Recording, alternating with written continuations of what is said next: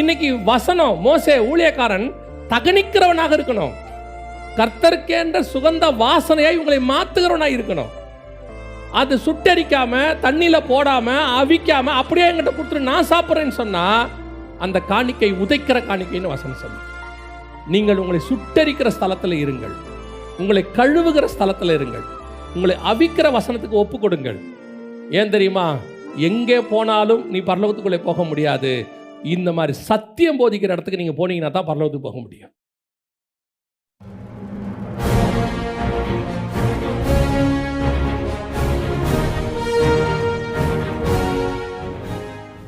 இந்த புதிய ஏற்பாட்டினுடையதான அபிஷேகம் நம்ம எல்லாருக்கும் தெரியும். பழைய ஏற்பாட்டில் ராஜாக்களும் ஆசாரியரும் பிரிந்திருப்பார்கள். ஆசாரியத்துவம் என்பது வேறு, ராஜ்யபாரம் என்பது வேறு. ஆனால் புதிய ஏற்பாட்டை பொறுத்த வரைக்கும் கர்த்தர் உங்களை என்னையும் அழைக்கும் பொழுது ராஜாக்களும் ஆசாரியருமாய் அழைத்திருக்கிறார் என்று சொல்லி நாம் பார்க்கிறோம். அதாவது இதுக்கு பைபிள் படி சொல்லணும்னா மெல்கிசேதேக்கின் முறைமை அப்படின்னு சொல்லுவாங்க. ஆரோனின் முறைமைன்னு ஒன்று இருந்துச்சு, அது நியாயப்பிரமாணம். இது மெல்கிசேதேக்கின் முறைமை. இந்த மெல்கிசேதேக்கின் முறைமை புதிய ஏற்பாட்டு முறைமையின்படி நாம் 2 அபிஷேகத்தை உடையவர்களாக இருக்கிறோம். ஒன்று ராஜாக்குரியதான அபிஷேகம், இன்னொன்று ஆசாரியத்துவத்துக்கான அபிஷேகம். பொதுவாக நாம் ராஜ்யபாரத்துக்குரியதான அபிஷேகத்தை நாம் விசுவாசிக்கிறோம், விரும்புகிறோம். அதன்படி நாம் நிறைய காரியங்களை செய்ய நினைக்கிறோம். ராஜ்யபாரம்னா நம்ம எல்லாருக்கும் தெரியும், ஆளுகை செய்தல், அத்தாரிட்டி. ஸோ அதில் நம்ம இருக்கிறதுக்கு விரும்புகிறோம். ஆனால் ஆசாரியத்துவமும் அதில் இருக்கிறது. ரெண்டும் சேர்ந்தது தான் நம்ம. இது ஹெவன்லி பிளான் அல்லது ஹெவன்லி அபிஷேகம், பரலோகத்தினுடைய அபிஷேகம். பரலோகத்தில் தேவன் ராஜாவாகவும் இருக்கிறார், ஆசாரியரும் இருக்கிறார். 6ஆம் அதிகாரம் சகரியாவின் புஸ்தகம் 13வது வசனம், அவரே கர்த்தருடைய ஆலயத்தை கட்டுவார், அவர் மகிமை பொருந்தினவராய் தம்முடைய சிங்காசனத்தின் மேல் வீற்றிருந்து ஆளுகை செய்வார், தம்முடைய சிங்காசனத்தின் மேல் ஆசாரியர் அவரும் இருப்பார், இவ்விரண்டின் நடுவாக சமாதானத்தின் ஆலோசனை விளங்கும். சகரியாவின் புஸ்தகத்தில் இருக்க 6ஆம் அதிகாரத்தில் கர்த்தர் ஆசாரியராகவும் ராஜாவாகவும் வீற்றிருப்பார். இது பரலோகத்தினுடைய திட்டம். அப்படி தான் கர்த்தர் பரலோகத்தில் இருக்கிறார். அந்த மாதிரி தான் நம்மளை இப்போ பூமியில் வச்சிருக்கிறார்.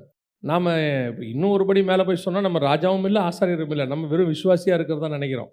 அப்படியே இருந்துட்டு வாழ்க்கையை ஓட்டிகிட்டு போயிட்டா நல்லாயிருக்கும் அப்படின்னு தான் நினைக்கிறோம். இந்த 2 பொறுப்பு நம்மக்கிட்ட இருக்குது, 2 அபிஷேகம் நம்மக்கிட்ட இருக்குது. ராஜ்யபாரத்துக்குரிய அபிஷேகம், ஆசாரியத்துவத்துக்கான அபிஷேகம். இந்த 2ம் இணைஞ்சு தான் நாம் செய்கிறோம். ஆனால் இந்த குறித்த ஆண்டவர் சொல்லும் பொழுது இது கொடுத்துட்டாரு. ஒரு சிலர்லாம் என்ன சொல்கிறாங்கன்னா, கர்த்தர் இந்த அபிஷேகத்தை கொடுத்துட்டாரு, இது கடைசி வரைக்கும் அப்படியே தான் இருக்கும், இந்த அபிஷேகம் நம்மளை விட்டு போகாது, என்ன பண்ணாலும் போகாது அப்படின்லாம் சொல்கிறாங்க. இந்த வசனத்தை வாசிங்க. வெளிப்படுத்தின விசேஷம் 3ஆம் அதிகாரம் 11வது வசனத்தை வாசிங்க. வெளிப்பாடு 3:11 வாசிங்க. ஒருவனும் உன் கிரீடத்தை எடுத்துக்கொள்ளாதபடிக்கு உனக்குள்ளதை பற்றி கொண்டிரு. ஒருவனும் உன் கிரீடத்தை எடுத்துக்கொள்ளாதபடிக்கு. உங்கள் எல்லாருக்கும் தெரியும், கிரீடம் என்பது எதற்கான அடையாளமாக இருக்குது? ராஜ்யபாரத்துக்கான அடையாளம். ராஜாவின் தலையில் தான் என்ன வச்சுருப்பாங்க? கிரீடம் வச்சுருப்பாங்க. ஆனால் லேவியராகமத்தின் புஸ்தகத்தை நீங்கள் வாசித்து பாருங்கள். 21ஆம் அதிகாரம் 12வது வசனத்தை வாசி. பரிசுத்த ஸ்தலத்திலிருந்து புறப்படாமலும் தன் தேவனுடைய பரிசுத்த ஸ்தலத்தை பரிசுத்த குலைச்சல் ஆக்காமலும் இருப்பானாக, அவனுடைய தேவனின் அபிஷேக தைலம் எனும் கிரீடம். அப்போது ஆசாரியத்துவத்துக்கு ஒரு கிரீடம் இருக்கிறது. அதனால தான் ஆரோனின் தலையில் கிரீடத்தை வச்சாங்க, தலைப்பாகை நம்ம சொல்கிறோம். அப்போ ராஜ்யபாரத்துக்கு ஒரு கிரீடம் இருக்கிறது, ஆசாரியத்துவத்துக்கு ஒரு கிரீடம் இருக்கிறது. நமக்கு 2ம் சேர்ந்து ஒரே கிரீடமாக இருக்கிறது. அதில் ராஜ்யபாரமும் இருக்குது, ஆசாரியத்துவமும் இருக்குது. இதைத்தான் கர்த்தர் சொல்கிறார் சபையை பார்த்து, உனக்குள்ள கிரீடத்தை. திருப்பி வாசிங்க 3:11 வெளிப்படுத்தின விசேஷம். ஒருவனும் உன் கிரீடத்தை எடுத்துக்கொள்ளாதபடி. அப்போ நமக்குரிய சபைக்குரிய கிரீடம் எது, சபைக்கான அபிஷேகம் எது அப்படின்னா 2 கிரீடம் இருக்குது, 2ம் சேர்ந்து இருக்குது நமக்கு. பழைய ஏற்பாட்டில் 2ம் தனித்தனியாக இருந்துச்சு. ராஜாவுக்கு ஒரு கிரீடம் இருந்துச்சு, ஆசாரியனுக்கு தலைப்பாக ஒன்று வச்சுருந்தாங்க, தலையில் ஒரு கிரீடம் வச்சுருந்தாங்க. இது ஒரு அபிஷேகம், அது ஒரு அபிஷேகம். இந்த 2த்தையும் அங்கே வச்சுருந்தார். இப்போ நமக்கு சேர்த்து ஒரே கிரீடமாக வச்சிருக்கிறார். ராஜ்யபாரம், ஆசாரியத்துவம் 2ம் சேர்த்து வச்சிருக்கிறார். திருப்பியும் சொல்கிறேன், இன்னைக்கு உள்ள விசுவாசிகளுக்கு இது 2ம் நம்ம தலைமையில இருக்குன்னே தெரியாது, அல்லது இப்படி ஒரு அபிஷேகம் இருக்குன்னே நமக்கு தெரியாது. 2த்தையுமே செய்யணும்ல. அதாவது நம்ம ஒரு இதுக்கு படிக்கிறோம், ஒரு சப்ஜெக்ட் படிக்கிறோன்னா, ஒரு கிளாஸ் படிக்கிறோன்னா 5 சப்ஜெக்ட்னா 5லையும் பாஸ் ஆகணும்ல. இல்லை நான் 1ல் நல்லா எடுப்பேன், 100 எடுத்துருவேன், மேக்ஸில் சயின்ஸ் வராது, நான் 20 தான் எடுப்பேன்னா ஃபெயில் தான், வேறு ஒன்றும் செய்ய முடியாது. நீ மேக்ஸில் 100 எடுத்ததுனால அதுலேருந்து 20 மார்க் எடுத்து நான் சயின்ஸில் போட்டுக்கிறேன்னு சொல்ல மாட்டாங்க. அதே மாதிரி தான் 2ம் இருக்குது, ஆசாரியத்துவமும் இருக்குது, ராஜ்யபாரமும் இருக்குது. ஒரு பக்கம் இப்போ ஊழியத்துக்கு, இப்போ நாங்கள் ஊழியத்துக்கு வந்திருக்கோம்னு வச்சுக்கோங்களேன், நாங்கள் அந்த ஊழியத்தில் கான்சன்ட்ரேட் பண்ணிக்கிட்டே இருப்போம். அப்படியே ஆசாரியத்துவத்தில் அப்படியே கான்சன்ட்ரேட் பண்ணி ஓடிட்டே இருப்போம். ஆனால் ராஜ்யபாரம்னு ஒன்று இருக்குது, இதை பற்றி நல்ல கான்சன்ட்ரேஷன் இருக்காது.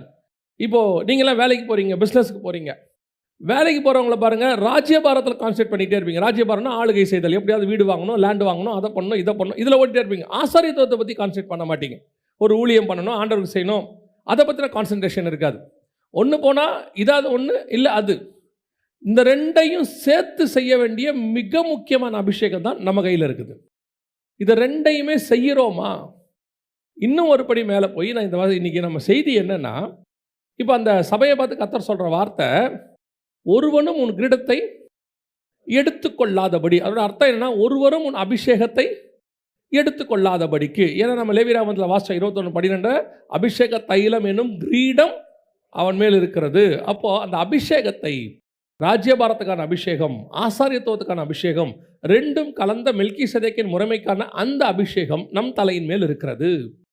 இந்த அபிஷேகத்தை நம்மை விட்டு எடுத்துக்கொள்ளாமலும், அப்படிதான் ஆண்டவர் சொல்றாரு, உன் கிரீடத்தை ஒருவரும் எடுத்துக்கொள்ளாமல். அப்போ நம்ம அபிஷேகம் நம்மக்கிட்ட இருக்கா? நம்முடைய அபிஷேகம் இருக்கா? பரிசுத்த ஆவியானவர் இருக்கிறார், அதில் எந்த மாற்று கருத்தும் இல்லை.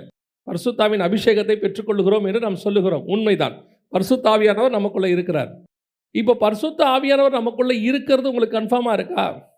இப்போ சிம்சோன் மேலே ஆவியானவர் வந்து இறங்கினார், நம்ம எல்லாருக்கும் தெரியும். ஆனால் ஆவியானவர் அவனை விட்டு போனது அவனுக்கு தெரியுமா? தெரியாது. எப்போவுமே ஆவியானவர் அவனை விட்டு போயிடுவார். எப்படி சொல்கிறீங்க அப்படின்னு கேட்டால், ஒவ்வொரு முறை பிரச்சனை வரும்போதும் வசனம் சொல்லும், கர்த்தருடைய ஆவியானவர் அவன் மேல் இறங்கினார் அப்படின்னு இருக்கும். அப்போ ரெண்டாவது தடவையும் இறங்கினார்னா நடுவில் ஒரு தடவை என்ன ஆகிருக்கிறாரு? இடையில போயிருக்கிறாருன்னு அர்த்தம். அவனை விட்டு வெளியே போயிருக்கிறாருன்னு அர்த்தம். திருப்பி வந்து இறங்குகிறார். இப்போது புதிய ஏற்பாட்டை பொறுத்த வரைக்கும் அவர் நமக்குள்ளே தங்கி தாபரிக்கிறார், வாசம் பண்ணுகிறார். அவர் நாம் தேவனுடைய ஆலயமாக இருக்கிறோம்.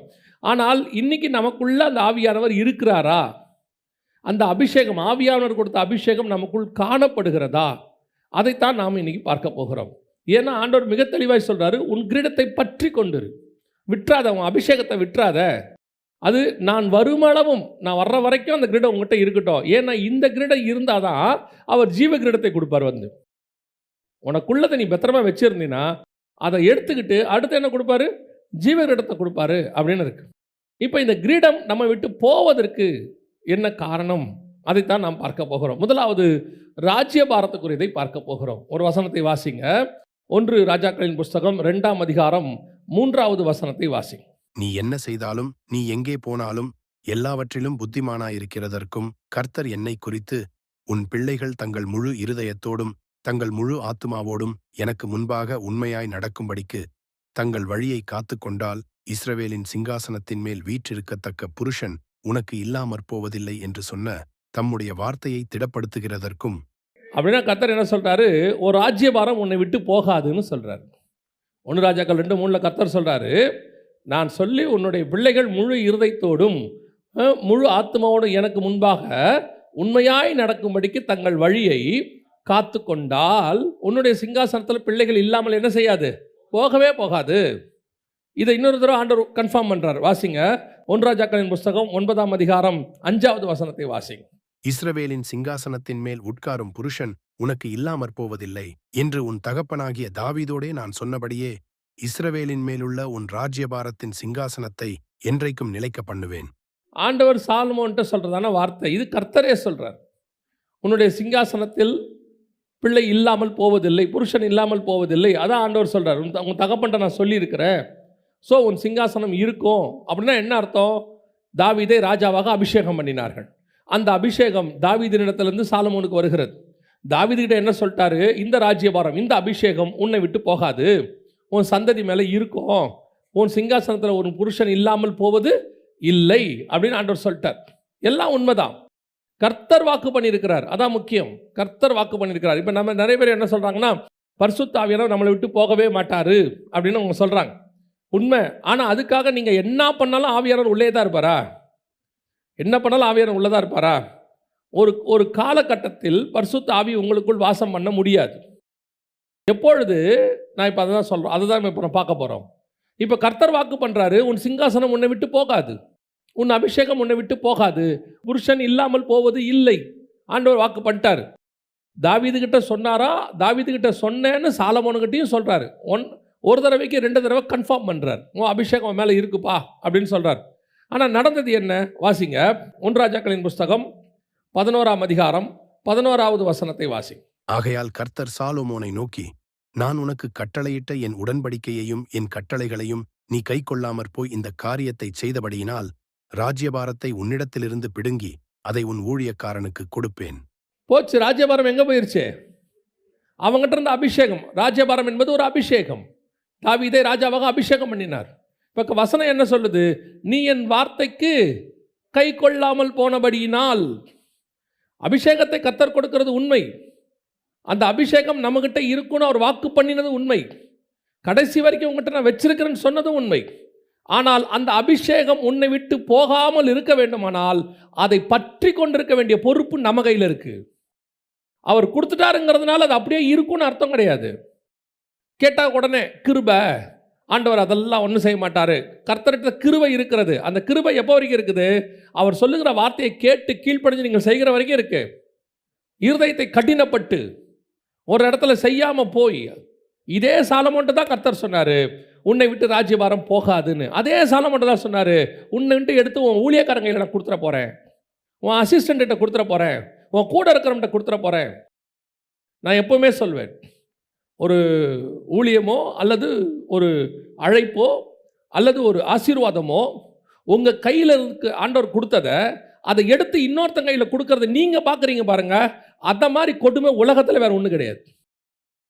உங்ககிட்ட ஆண்டவர் கொடுக்குற ஆசீர்வாதம் அது இருக்கட்டும், என்ன வேணா இருக்கட்டும், அது உலக ஆசீர்வாதமாகவே இருக்கட்டுமே அல்லது கர்த்தர் உங்களுக்கு கொடுத்ததாகவே இருக்கட்டுமே, அதை கர்த்தர் உங்ககிட்ட எடுத்து உன் பக்கத்தில் இருக்கிறவன்ட்ட கொடுப்பாரு. அதுதான் இருக்கிறதுலே கொடுமை. சில விஷயங்களை நாம் சாதாரணமாக படிச்சுட்டு போகிறோம். வேதாகமத்தில் ஆதியாகமத்தின் புஸ்தகம் 17ஆம் அதிகாரத்தை வாசித்து பாருங்கள். அது படிக்கிறதுக்கு ரொம்ப சாதாரணமாக இருக்கும். ஆனால் அங்கே நடக்கிற சம்பவம் என்னை பொறுத்த வரைக்கும் ரொம்ப ஒரு கொடுமையான சம்பவம். என்னன்னு கேட்டிங்கன்னா, ஆதியாகமம் 17 கர்த்தர் ஆபிரகாம் கிட்ட சொல்லக்கூடியதான ஒரு வார்த்தை. அவர் சொல்கிறார் பாருங்க, 17ஆம் அதிகாரம் ஆதியாகமத்தின் புஸ்தகம் 15-16 வாசிங்க. பின்னும் தேவன் ஆபிரகாமை நோக்கி, உன் மனைவி சாராயை இனி சாராய் என்று அழையாதிருப்பாயாக, சாராள் என்பது அவளுக்கு பேராயிருக்கும்.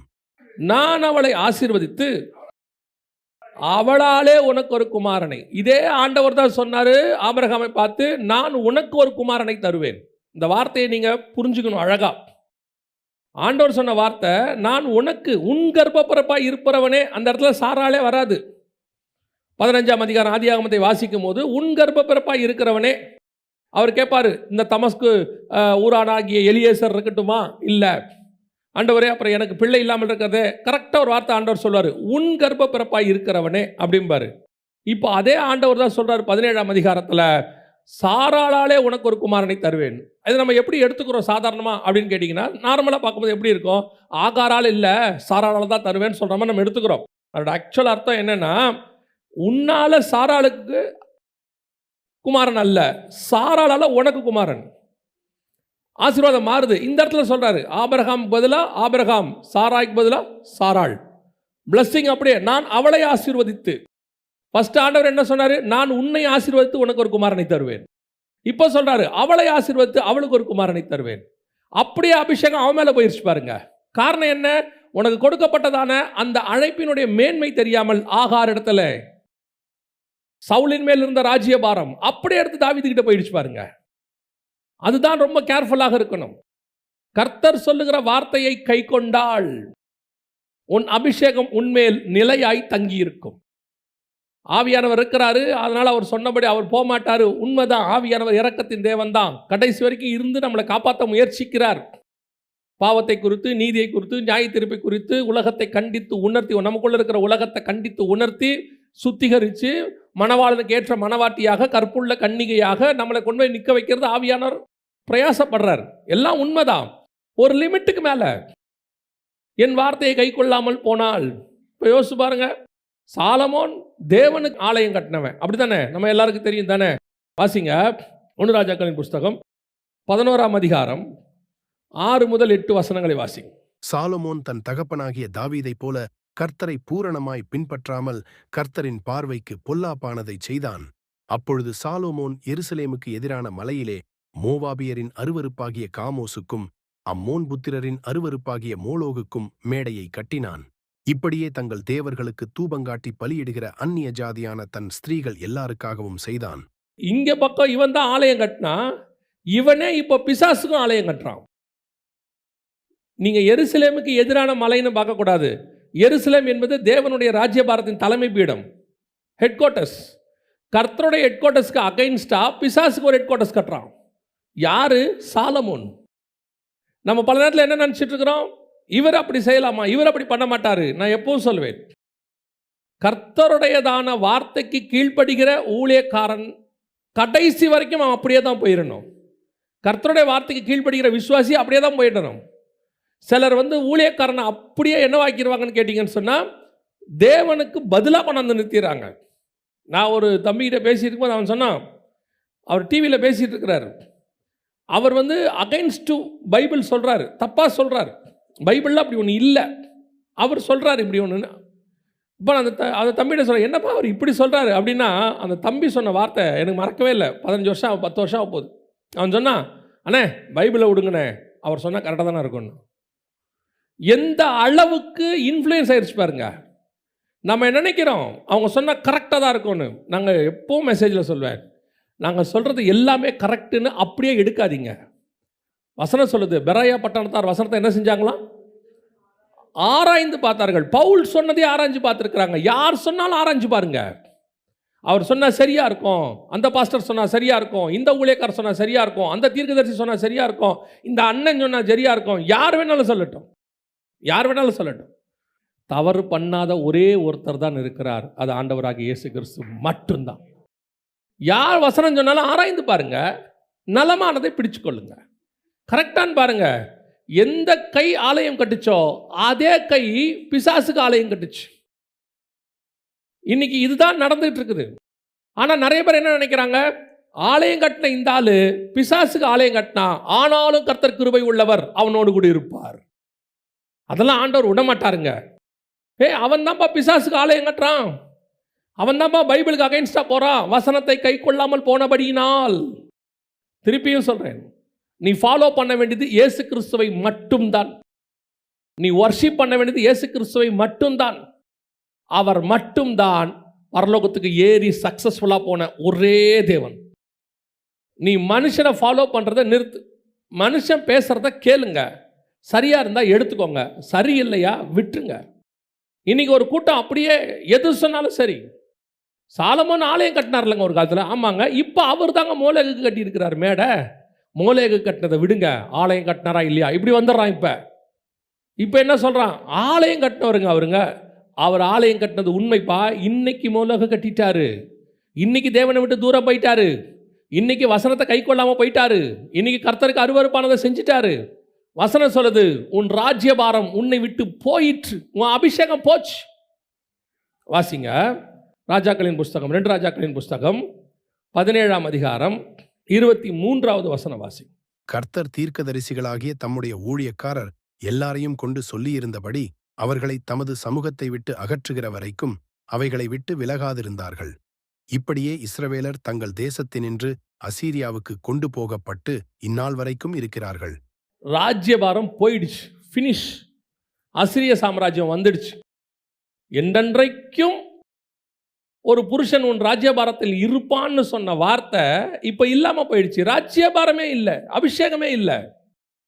இன்னைக்கு நிறைய பேர் ராஜ்யபாரத்தில் உட்கார்ந்ததுனால வசனத்தை கை கொள்ள வேண்டாம்னு நினச்சிக்கிறாங்க, என்ன வேணாலும் பண்ணிடலாம்னு நினச்சிக்கிறாங்க. இப்பவும் சொல்கிறேன், ஆவிக்குரிய வாழ்க்கையில் தடுமாற்றம் வருவது, ஊழியத்தின் பாதையில் தடுமாற்றம் வருவது, சூழ்நிலைகள் அப்படி நடக்கும். அதிலிருந்து விடுபட்டு கர்த்தர் உணர்த்துவார், கர்த்தர் சொல்லுவார், தீர்க்கதரிசிகளை வச்சு சொல்லுவார், வசனத்தை வச்சு சொல்லுவார். அதன் நிமித்தம் தன்னை சரிப்படுத்திக் கொள்ள வேண்டும். ஏன்னா நீ உன் மேலுள்ள அபிஷேகத்தை பாதுகாத்துக் கொள்வதற்கு, அந்த அபிஷேகத்தை நீ பாதுகாத்துக் கொள்ளணும்னா, இங்கே நம்ம யாருமே இங்கே தப்பு பண்ணாதவங்க கிடையாது, பலவீனமானவங்க நம்ம எல்லாரும். இந்த பலவீனத்திலிருந்து ஆவியானவர் பலப்படுத்துகிறார். அதை தான் அவர் கண்டித்து உணர்த்துவார். உணர்த்தும் போது நாம் நம்மளை என்ன பண்ணிக்க வேண்டியிருக்கு, அந்த உணர்த்துதலுக்கு செவிசாய்க்க வேண்டியிருக்கு. செவிசாய்த்து கொஞ்சம் கொஞ்சமாக. ஏன்னா உன் அபிஷேகம் முக்கியம், உன் அபிஷேகம் முக்கியம். அதை பாதுகாத்துக் கொள்வதற்கு நீ அதுலேருந்து கொஞ்சம் வெளியே வரணும். இல்லை நான் கண்டினியூ பண்ணிக்கிட்டே இருப்பேன், அதிலே தான் இருப்பேன் அப்படின்னு சொன்னால் ஒரு நாள் உன் ராஜ்யபாரம் அசிரியரிடத்தில் போகும். ஒரு நாள் உன் அபிஷேகம் உன்னை விட்டு இன்னொருத்தருக்கு தாண்டி போகும். அது தாண்டி போகாதபடிக்கு பத்திரமாய் பாதுகாத்துக் கொள்ளும்படி தான் ஆண்டவர் சொல்றார், உனக்குள்ளதை பற்றி கொண்டிரு. அந்த நேரங்களில் வரும்பொழுது அதான் தாவீதுக்கும் சவுலுக்கும் உள்ள டிஃபரன்ஸ். ஆண்டவர் சொல்றார் சவுலுகிட்ட, நீ தடுமாறிட்ட, ஆடு மாடுக்கு பின்னாடி போயிட்ட. இப்போ சாமுவேலை வச்சு உணர்த்துறார், நீ பண்ணது தப்பு சவுல். இப்போ சவுல் சுயநீதி கற்பிக்கிறார். இப்போ பேசுறாரு, இல்லைங்க கர்த்தருக்காக தான் இப்போ செஞ்சேன். அந்த இடத்துல ஆண்டவர் சொல்வாரு, உன் ராஜ்யபாரம் உன்னை விட்டு நிலை நிற்காது. உன்னை விட உத்தமமான ஒரு மனுஷனுக்கு கர்த்தர் கட்டளை இட்டார், முடிஞ்சு போச்சு, ராஜ்யபாரம் போயிடுச்சு.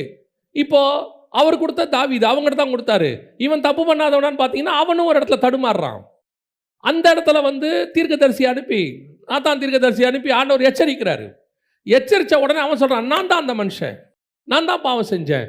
உடனே அந்த இடத்துல வசனம் இருக்கு, உன் ராஜ்யபாரம் நிலை நிற்கும் இருக்கும். உன் ராஜ்யபாரம் நிலை நிற்கும், உன் அபிஷேகம் நிற்கும்.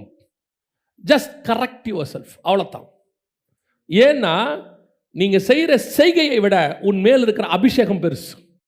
பத்சேபாலை விட தாவீதின் மேல் இருந்த அபிஷேகம் பெருசு. அதைத்தான் கர்த்தர் சொல்றார், உன் அபிஷேகத்தை காத்துக்கொள். அந்த ராஜ்யபாரம் உன்னை விட்டு போகாமல் இருக்கணும்னா கர்த்தர் கொடுக்கிற வார்த்தையை கை கொள்ளணும். ஒருவேளை நாம் தடுமாறும் பொழுது அதை விட்டு வெளியே போகாதபடி அந்த எச்சரிப்பை எடுத்துக்கொண்டு நாம் திருப்பி உள்ளே வந்துடணும். இது ராஜ்யபாரத்தை பாதுகாத்துக் கொள்வது. ஆசாரியத்துவத்தை இழந்த ஒரு குரூப் இருக்கு. வாசிங்க யாத்ராகமத்தின் புஸ்தகம் 40ஆம் அதிகாரம் 15வது வசனத்தை வாசிங்க. அவர்கள் எனக்கு ஆசாரிய ஊழியம் செய்யும்படி அவர்களையும் அவர்கள் தகப்பனையும் அபிஷேகம் பண்ணு. அவர்கள் பெறும் அந்த அபிஷேகம் தலைமுறை தோறும் நித்திய ஆசாரியத்துவத்துக்கு ஏதுவாக இருக்கும். கர்த்தர் வாக்கு பண்ணியிருக்கிறாரு ஆரோனுக்கு. ஸ்டார்ட் பண்ண ஃபர்ஸ்ட் ஜெனரேஷன் தலைமுறை தோறும் நித்திய ஆசாரியத்துவமாக இருக்கும். ஆனால் இங்கே நடந்தது என்ன? 1 சாமுவேலின் புஸ்தகம் 2ஆம் அதிகாரம் 30வது வசனத்தை வாசி. ஆகையால் இஸ்ரவேலின் தேவனாகிய கர்த்தர் சொல்லுகிறதாவது, உன் வீட்டாரும் உன் பிதாவின் வீட்டாரும் என்றைக்கும் என் சந்நிதியில் நடந்து கொள்வார்கள் என்று நான் நிச்சயமாய் சொல்லியிருந்தும் இனி அது எனக்கு தூரமாயிருப்பதாக. என்னை கனம் பண்ணுகிறவர்களை நான் கனம் பண்ணுவேன், என்னை அசட்டை பண்ணுகிறவர்கள் கனவீனப்படுவார்கள் என்று கர்த்தர் சொல்லுகிறார். இப்போ ஆசாரியத்துவம் போச்சு. முதல்ல ராஜ்யபாரம் ஏன் போச்சுன்னு பார்த்தோம். இப்போ என்ன போச்சு? ஆசாரியத்துவம் போச்சு. இந்த ஆசாரியத்துவம் யாருது? ஆரோனுக்கு கொடுக்கப்பட்டது. ஆண்டவர் சொல்றாரு, ஒருவன் ஆரோனை போல அழைக்கப்படாவிட்டால் இந்த கனமான ஊழியத்துக்கு ஒருவரும் தானாய் வருகிறதில்லை. கர்த்தர் கொடுத்த அபிஷேகம் ஆரோனுக்கு கொடுத்தது. அந்த அபிஷேகம் தலைமுறை அப்படின்ட்டு ஒரு இடத்துல நிற்கும்னு சொல்லலை. 10 தலைமுறை மட்டும், 40 தலைமுறை மட்டும் சொல்லலை, நித்திய ஆசாரியத்துவமாக இருக்கும். அவர் சொன்ன வார்த்தை தான், நித்திய உடன்படிக்கை. ஆனால் அதே தேவன் தான் சொல்கிறாரு, நான் தான்ப்பா அப்படி சொன்னேன். 1 சாமுவேல் 2:30 நான் சொல்லி இருந்தும் அது எனக்கு தூரமாக இருப்பதாக. இனிமேட்டு அவனுடைய சந்ததியில் ஆசாரியனே இருக்க மாட்டான்ட்டார். அவ்வளோதான், முடிஞ்சு போச்சு. என்ன காரணம்? என்னை கனம் பண்ணுகிறவனை நான். அப்படி என்னங்க கனவீனப்படுத்திட்டாங்க அவங்க?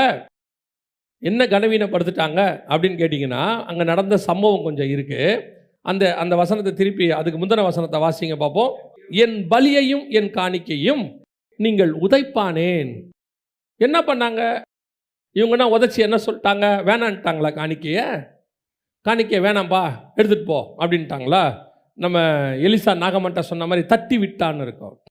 அந்த மாதிரி எல்லாம் எங்களுக்கு காணிக்கைலாம் வேண்டாம் அப்படின்னு சொல்லி, இல்லை அந்த காணிக்கையை காலில் போட்டு அடித்தாங்களா? இல்லை. அவங்க காணிக்கையை என்ன பண்ணாங்க அப்படின்னு கேட்டிங்கன்னா, வாசிங்க 1 சாமுவேலின் புஸ்தகம் 2ஆம் அதிகாரம் 15வது வசனத்தை வாசி. கொழுப்பை தகனிக்கிறதற்கு முன்னும் ஆசாரியனுடைய வேலைக்காரன் வந்து பலியிடுகிற மனுஷனை நோக்கி, ஆசாரியனுக்கு பொரிக்கும்படி இறைச்சி கொடு, பச்சை இறைச்சியே அல்லாமல் அவ்வித்ததை உன் கையிலே வாங்குகிறதில்லை என்பான்.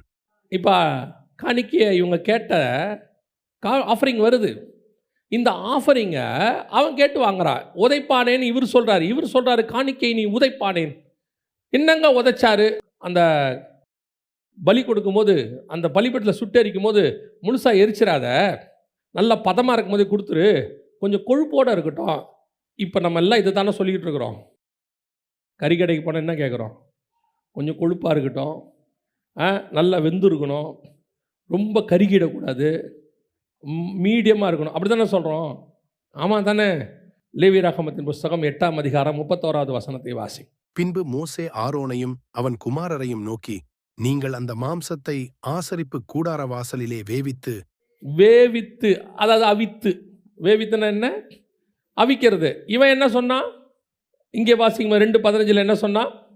கொழுப்பை தகனிக்கிறதற்கு முன்னும் ஆசாரியனுடைய வேலைக்காரன் வந்து பலியிடுகிற மனுஷனை நோக்கி, ஆசாரியனுக்கு பொரிக்கும்படி இறைச்சி கொடு, பச்சை இறைச்சியே அல்லாமல் அவ்வித்ததை உன் கையிலே வாங்குகிறதில்லை என்பான். வாங்க மாட்டேன்ட்டான், அவிச்சது எனக்கு வேணான்ட்டான். அவர் சொல்றாரு அவிச்சு தான் ஆசாரியன் சாப்பிடணுங்கிறாரு. என்ன அர்த்தம் இதுக்கு அப்படின்னு கேட்டிங்கன்னா, அங்கே மோசே முதல்ல எல்லாத்தையும் கழுவுவார், அது ஞானஸ்தானத்துக்கு அடையாளம். அடுத்து அவிக்கிறதுனா என்ன? சுடுதண்ணியில் போட்டு என்ன செய்யறது? கொதிக்கிறது, அப்புறம் சுட்டெரிக்கிறது, ஆவியினாலும் அக்கினினாலும் அபிஷேகம். அந்த மாம்சத்தை முதல்ல மோசே தண்ணியில் கழுவுனார்னு இருக்கும், அதுக்கு அடுத்து இருக்கும் அவித்து, அடுத்து சுட்டெரித்து, 3 ப்ராசஸ் இருக்கும். அந்த 3த்துக்கு என்ன அடையாளம்னு கேட்டிங்கன்னா, ஒன்று ஞானஸ்தானம் தண்ணியில் கொடுக்கறது, இன்னொன்று ஆவியினாலும் அக்கினினாலும் ஞானஸ்தானம். இந்த 3 அங்கே இருக்கும். இந்த ஸ்பிரிச்சுவல் தாட்டே அவனுக்கு தெரில. அவனுக்கு என்ன இருக்கு? இந்த ஸ்பிரிச்சுவல் தாட்டுக்கு பின்னாடி இருக்கிற மாம்சத்தை உலக பிரகாரமாக அவிச்சிட்டா நல்லா இல்லைப்பா, கறி சுடுதண்ணியில் போட்டு எடுத்தால் ஒரு மாதிரி இருக்குது, அதுக்கு பதிலாக அவிக்கிறதுக்கு முன்னாடி கொடுத்தீங்கன்னா நாங்கள் பொரிச்சிக்கிறோம். அவன் சொல்கிறான் ஆசாரியனுக்கு பொரிப்பதற்கு, ஃப்ரை பண்ணுறதுக்கு கூட. இவர் என்ன பண்ணுறாருன்னா அவிச்சு கொடுக்குறாரு. அவன் சொல்கிறான் இல்லை நாங்கள் சிக்கன் 65 போட போகிறோம், பொரிக்க போகிறோம், நாங்கள் பவுடர் போட்டு ஊற வச்சு பொரிக்க போகிறோம். இல்லைங்க நாங்கள் கழுவி ரத்தத்தெல்லாம் அதெல்லாம் செட் ஆகாது. இன்னைக்கு உபதேசத்தை இப்படி மாற்றுகிற ஒரு ஆசாரித்துவம் இருக்கு. வேதத்தை ஃபாலோ பண்ணுறதுல ஒரு மாடிஃபிகேஷன், அவங்க இஷ்டப்படி ஃபாலோ பண்ணுற ஒரு குரூப், வசனத்தை அவங்க இஷ்டப்படி திருப்பி கொள்வது. இந்த வசனம் எதுக்கு கொடுக்கப்பட்டது? நம்மை சுத்திகரித்து, நம்மை பரிசுத்தாவில நிரப்பி, பரலோகத்துக்கு கொண்டு போய் உலகத்தில் பலியாகி சிலுவையில் சுமந்து மரித்து நம்மை மகா பரிசுத்த ஸ்தலத்துக்குள் பிரவேசிக்க பண்ணுறது தான் வசனம். சபையினுடைய வேலை என்ன? சர்ச்சோடைய வேலை என்ன? வசனத்தினுடைய வேலை என்ன? ஊழியக்கார வேலை என்ன? உங்களை கர்த்தருக்கென்று கற்புள்ள கன்னிகையாக மணவாட்டியாக மாற்றி கொண்டு ஒப்படைக்கிறது. மாம்சத்தில் இருக்கிற உங்களை ஆவியா மாத்துறது, சுத்திகரிக்கிறது. இதுதான் சர்ச்சோடைய ஊழியக்கார வேலை. கிறிஸ்துவுக்காக மரித்தால் ஒழிய நீ நித்திய ஜீவனுக்குள் பிரவேசிக்க முடியாது. அவ்வளவுதான் வசனம். சிலுவை சுமக்காமல் நீ கிறிஸ்துவை எதிர்பார்க்கவே பார்க்காதீங்க. அதெல்லாம் இல்லைங்க, ஆண்டவர் நமக்காக மரிச்சிட்டார். அப்புறம் ஏன் பவுல் சொல்றாரு, ஏன் நான் சிலுவை எடுத்துட்டு ஆண்டவருக்கு பின்னாடி போறேன், என்னை நான் சிலுவையில் அறைந்திருக்கிறேன் ஏன் பவுல் சொல்றார்? இன்னைக்கு ஒரு குரூப் இருக்கு, ஆண்டவர் நமக்காக தரித்திரரானார் நம்மை ஐஸ்வர்யனாக்கும்படிக்கு. இவன் என்ன செய்யறான்? அந்த வசனத்தை அப்படியே அவிக்காம எடுத்துக்கிற குரூப்பு. அந்த மாம்சத்தை என்ன செய்து அவிக்காம நம்மை ஐஸ்வர்யனாக்கும்படி அவர் தரித்திரரானார். அப்ப என்ன அர்த்தம்? நம்மளை பணக்காரனாக்கிறதுக்கு அவர் ஏழை ஆயிட்டார். அந்த வசனத்தை அப்படித்தான் போதிக்கிறாங்க. சரி, என்னுடைய கேள்வி எப்பவுமே ஒண்ணுதான், ஆண்டவர் நமக்காக தரித்திரராகி நாம பணக்காரன் ஆகணுன்றது வசனம்னு சொன்னா, முதல் பணக்காரனாக வேண்டிய ஆள் யாரு பைபிள்ல? முதல் பணக்காரனாக வேண்டிய ஆள் யாரு? பேதுருல இருந்து பவுல் வரைக்கும் கோடீஸ்வரனா இருந்திருக்கணும். ஏன்னா இவங்க தான் எல்லாத்தையும் விட்டு அவருக்கு பின்னாடி வந்தவங்க. நியாயமா பார்த்தா எருசலேமில் மில்லியனர் யாருன்னா பீட்டரா இருந்திருக்கணும். ஆமா தானே? அப்புறம் தமஸ்கு வரைக்கும் அடுத்த மில்லியனர் யாருன்னா பவுலா இருந்திருக்கணும். இந்த 12 கோடீஸ்வரங்களா இருந்திருக்கு இவனுங்க எல்லாம். தோமா இங்க ஒரு பெரிய கோடீஸ்வரனா வந்திருக்கணும். அப்ப இவங்க ஏன் தரித்திரத்தில் இருந்தாங்க? அப்போ உங்களுக்கு தெரிஞ்ச இந்த வசனம் அவங்களுக்கு தெரியாம போச்சா? எழுதினவனுக்கு வசனம் தெரியல, 2000 வருஷம் கழிச்சு படிக்கிற இவங்களுக்கு புரிஞ்சிருச்சு வசனம். இதுதான் கரியா அவிக்காம கொடுக்கிறது. அப்படியே கொடுத்துரு, பொரிச்சு சாப்பிட்டுக்கிற டேஸ்டா இருக்கு. இன்னைக்கு இதுதான் ஆசாரியத்துவம் அநேக ஊழியர்களை விட்டு போனதுக்கு காரணம். நல்லா கவனிச்சுக்கொள்ளுங்க, கர்த்தருடைய வார்த்தை கலங்கம் இல்லாத ஞானப்பால். அதுல எந்த கலப்படத்தை பண்ணீங்கனாலும் பரலோகம் ஒத்துக்காது. அதனால பரலோகம் என்ன பண்ணும்? வசனத்தை மாற்ற போறதில்லை உங்களுக்காக. பரலோகம் என்ன பண்ணும் தெரியுமா? உங்களை மாத்திரும், ஆசாரித்துவத்தை எடுத்துரும், உங்க மேல இருக்கிற அபிஷேகத்தை எடுத்துரும். நான் வேற ஒருத்தங்கிட்ட கொடுத்துறேன்னு சொல்லும். அவங்ககிட்ட கொடுக்குறிய அவன் பேசுவான், அவன் கவலைப்படாமல் பேசிட்டு போட்டான். இப்போ என்ன ஆகும்? இந்த பொரிச்சவன் இருக்கான்ல, அவிக்காமல் சாப்பிட்டவன் செமையாக இருக்கும். ஆனால் இவங்ககிட்ட தான் நிறைய ஆஃபரிங் இருக்கும். இந்த மாதிரி பேசுகிற ஆளை பிடிக்காது. பாருங்கள், ராஜா கிட்ட வரான். யாராவது தீர்க்கதரிசிகள் இந்த பக்கத்தில் இருக்கிறாங்களான்னு அவன் கேட்குறான். கேட்கும்போது நிறைய தீர்க்கதரிசிகள் வராங்க. அத்தனை பேரும் ராஜாவுக்கு சாதகமாக தீர்க்க தரிசனம் சொல்கிறாங்க. இது ராஜாவுக்கு திருப்தி ஆகலை. அப்போ கேட்குறாரு, வேற யாராவது இருக்கானா அப்படின்னு. அவரே சொல்கிறாரு. இன்னொரு ராஜா சொல்கிறான், இன்னொருத்தன் இருக்கிறான், அவன் எப்போவுமே அகைன்ஸ்டாக தான் பேசுவான். நமக்கு சாதகமாக அவன் என்ன செய்ய மாட்டான், பேசவே மாட்டான் அப்படின்னு. இவன் சொல்கிறான், அவனை வர சொல்லுங்கிறான். அவனை வர சொல்லி கேட்போம் அப்படின்னு. இன்னைக்கு ஒரு குரூப்பு, இந்த குரூப் ஆஃப் தீர்க்கதரிசிகள் ராஜாவை பிரியப்படுத்துகிறது, விசுவாசியை பிரியப்படுத்துகிறது, வருகிற கூட்டத்தை சாட்டிஸ்ஃபை பண்ணுறது, உங்களுக்கு ஏற்ற மாதிரி பேசுறது. ஆனால் நீங்கள் எப்படி இருக்கணும் தெரியுமா? இது அல்ல, வேற எவனாவது இருக்கிறானான்னு பார்க்கணும். வேற யாராவது இருக்கிறானா அவனை கூப்பிடு. அவன் சொல்லுவான், உலகம் அழிய போகிறது, இயேசு கிறிஸ்து வரப்போகிறார், எந்த நேரத்திலும் புறப்படுறதுக்கு தயாராக இருக்கணும், இனி காலம் செல்லாது, இனி அப்படி ஒரு சபை சொல்லும். உங்களை நீங்களே சிலுவையில் அறைந்தால் ஒழிய, உங்களை நீங்களே மரித்தால் ஒழிய உயிர்ப்பிக்க முடியாது. அவன்தான் உனக்கு உண்மையை சொல்லுகிறவன், அவன்தான் சத்தியத்தை சொல்றவன். இன்னைக்கு உங்களுக்கு ஏற்ற மாதிரி வசனத்தை மாடிஃபை பண்ணி, உங்களுக்கு ஏற்ற மாதிரி அப்படியே மைல்டாக பேசுறது. இப்போ பிரச்சனை என்ன தெரியுமா? கேட்குறவனுக்கு கர்த்தர் வேற எப்படியாவது கொடுத்துருவாரு, பேசுகிறவங்கிட்ட தான் அபிஷேகம் போயிடும். பேசுகிறவன் மேலே உள்ள கர்த்தருடைய அபிஷேகம் என்ன செஞ்சிடும்? போயிடுமாமா. அதான் வேதம் சொல்லுது, என் காணிக்கை நீ உதைப்பானேன். நான் ஒரு ப்ரொசீஜர் கொடுத்துருக்கிறேன், நான் ஒன்று உருவாக்கி இருக்கிறேன் செய்ய சொல்லி, நீ உன் இஷ்டத்துக்கு ஊழியம் பண்ணுற, உன் இஷ்டத்துக்கு சர்ச்சை நடத்துகிற, உன் இஷ்டத்துக்கு ஆவிக்குரிய வாழ்க்கை வாழ்கிற. கேட்டால் அதுக்கு 2 வசனத்தை எடுத்துக்கிற, அந்த வசனத்தை நீ தப்பாக இன்டர்பிரட் உனக்கு பண்ணிக்கிட்டு, நீ கெட்டது மட்டும் இல்லாமல் ஒரு கூட்டத்தையே வந்து கெடுத்துக்கிட்டு இருக்கிற. இப்படி கவனிக்கிறவங்களுக்கு நான் சொல்கிறேன், கேட்குறவங்களுக்கு சொல்கிறேன், தயவு செய்து உங்கள் வசதிக்காக, உங்கள் விருப்பத்துக்காக நீங்கள் கேட்கும்போது சந்தோஷமாக இருக்கிறதுக்கான வசனத்துக்கு பின்னாடி போகாதீங்க. இப்போ வசனம் எதுக்கு தெரியுமா? சர்ச்சில் உங்களை சாட்டிஸ்ஃபை பண்ணுறதுக்கு இல்லை, உங்களை பக்தி விருத்தி உண்டாக்குறதுக்கு. சபைங்கிறது என்ன? உங்களை தேவனுக்கு நேராக கிட்டி நெருங்கி சேர வைப்பது, பரலோகத்துக்கு ஆயத்தம் பண்ண வைப்பது, உங்களை சுத்திகரிக்க வைப்பது. இது ஆசீர்வாதத்தின் ஸ்தலம் அல்ல, உண்மையான ஆசீர்வாதத்தின் ஸ்தலம். மெய்யான ஆசீர்வாதம் எது தெரியுமா? கீழானவைகள் அல்ல, மேலானவைகளே நாடுங்கள். அப்போ கீழே இருக்கிறதுக்கு பேர் இதெல்லாம் தேவை. வாட் எவர் இட் இஸ், எல்லாமே தேவைதான். அத்தனை தேவையையும் கர்த்தர் கொடுப்பதற்கு வல்லமை உள்ளவராக இருக்கிறார். என்ன தேவையோ அதை கொடுத்துட்டு போறாரு. இன்னைக்கு 5000 ரூபா தேவைனா கொடுப்பாரு, நாளைக்கு 50,000 தேவைனா கொடுப்பாரு, நாளைக்கு 5 லட்சம் தேவைனாலும் கொடுப்பாரு. அந்த தேவையை பரலோகம் பார்த்துக்கொள்ளும். ஆனால் சபை என்பது உங்கள் தேவைக்கான இடம் அல்ல, தேவனுக்கு ஏற்ற மாதிரி உங்களை மாற்றுகிற இடம். இது அவிக்கிற இடம், தண்ணியில் போட்டு சுட்டெரிக்கிற இடம், உங்களை கழுவுகிற இடம். அதுக்கு தான் விட்டு கொடுக்கணும். எப்போ பார்த்தாலும் பாஸ்டர் திட்டுறாரு, எப்போ பார்த்தாலும் கடிஞ்சு கொண்டு பேசுகிறாரு. ஆமாம், ஏன் தெரியுமா? உங்களுக்கு அப்படி பேசாவிட்டால் என் அபிஷேகம் போயிடும். ஆண்டவர் சொல்கிறாரு, உன் அபிஷேகத்தை நான் எடுத்துருவேன். ஏன்? நான் உனக்கு கொடுத்தது எதுக்காக? இதெல்லாம் இந்த மாம்சத்தை சுட்டெரித்து எனக்கு சுகந்த வாசனையாய். அந்த லேவியராகமம் 8ஆம் அதிகாரத்தை நீங்கள் வாசித்து பாருங்க. பலிபீடத்தின் மேல் கர்த்தருக்கு சுகந்த வாசனைக்கான சர்வாங்க தகன பலியாக. சுகந்த வாசனை என்ன தெரியுமா? நல்ல ஸ்மெல்லாமா. ஆட்டை எரிச்சா ஸ்மெல் எப்படி இருக்கும்? குடலை எரிக்க சொல்றார். குடல்களையும் தொடைகளையும் எரி. அப்போ வசனம் சொல்லுது, குடல்களையும் தொடைகளையும் தண்ணீரால் கழுவின பின், இதான் ஞானஸ்நானம், தண்ணீரால் கழுவின பின் மோசே ஆட்டுக்கடா முழுவதையும் பலிபீடத்தின் மேல் கர்த்தருக்கு சுகந்த வாசனையாக சர்வாங்க தகன பலியாக தகனித்தான். சுட்டரித்தல் பரிசுத்தாவின் அபிஷேகம், கழுவுறது ஞானஸ்நானம், தகனித்தல் அபிஷேகம். இந்த ரெண்டையும் வரும்போது ஆக்சுவலாக பலிபீடத்தில் எரியும் போது நல்ல வாசனை வராது. ஆனால் வசனம் சொல்லுது சுகந்த வாசனையாய். அதோட அர்த்தம் என்ன? நீ முழுவதுமாக சுட்டரிக்கப்பட்டு சுத்திகரிக்கப்பட்டு கர்த்தருக்கு ஜீவாதார பலியாக மாறும் பொழுது உன்னை கர்த்தர் சுகந்த வாசனையாய் நுகருகிறார்னு சொல்லுது. இதுதான் புதிய ஏற்பாட்டில் நாம தான் அந்த பலி, நம்மளை தான் பலியாக்குறோம். ஒன்று இயேசு கிறிஸ்து, இன்னொன்று நம்ம ஆகணும்.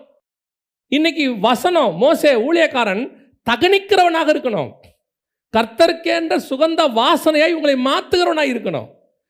அது சுட்டரிக்காம, தண்ணியில் போடாமல், அவிக்காமல் அப்படியே என்கிட்ட கொடுத்துரு, நான் சாப்பிட்றேன்னு சொன்னால் அந்த காணிக்கை உதைக்கிற காணிக்கைன்னு வசனம் சொல்லுது. நீங்கள் உங்களை சுட்டரிக்கிற ஸ்தலத்தில் இருங்கள், உங்களை கழுவுகிற ஸ்தலத்தில் இருங்கள், உங்களை அவிக்கிற வசனத்துக்கு ஒப்பு கொடுங்கள். ஏன் தெரியுமா? எங்கே போனாலும் நீ பரலோகத்துக்குள்ளே போக முடியாது. இந்த மாதிரி சத்தியம் போதிக்கிற இடத்துக்கு நீங்கள் போனீங்கன்னா தான் பரலோகத்துக்கு போக முடியும். அதுக்கு தான் சர்ச்சுக்கே வரோம். ஏலியின் குமாரரை போல போதிச்சு வசனம் சொல்லுது, ஆசாரித்துவம் போயிடுச்சு. ஒரு பக்கம் ராஜ்யபாரம் போச்சு, ஒரு பக்கம் ஆசாரித்துவம் போச்சு. இதை ரெண்டையும் எடுத்து இப்போ ஆண்டவர் நம்ம கையில் கொடுத்துருக்கிறார். உங்களை ராஜாக்களும் ஆசாரியருமாய் அழைச்சிருக்கிறார். இப்போ நீங்களும் நானும் அந்த கிரீடத்தை உடையவர்களை மாறிட்டோம். ஆனால் இப்போ நாம் செய்ய வேண்டியது, அந்த தாவீதினுடைய ராஜ்யபாரம் இழந்தது மாதிரி, சாலமோன் இழந்தது மாதிரி, ஏலியின் பசங்க ஆசாரியத்துவத்தை இழந்த மாதிரி நாம் இழந்து போயிடக்கூடாது. உனக்குள்ள கிரீடத்தை பற்றி கொண்டிருங்கிறார் ஆர்த்தவர். உனக்குள்ள அபிஷேகத்தை பற்றி கொண்டிரு, அவர் வரும் அளவும். இதுதான் கர்த்தர் நமக்கு கொடுக்கக்கூடியதான வாக்கு தத்தம். நீ அப்படி பற்றி கொண்டிருந்தால் அவர் வரும் பொழுது நமக்கு ஜீவ கிரீடத்தை தருவேன் என்று கட்டளையிடுகிறார். அல்லேலூயா.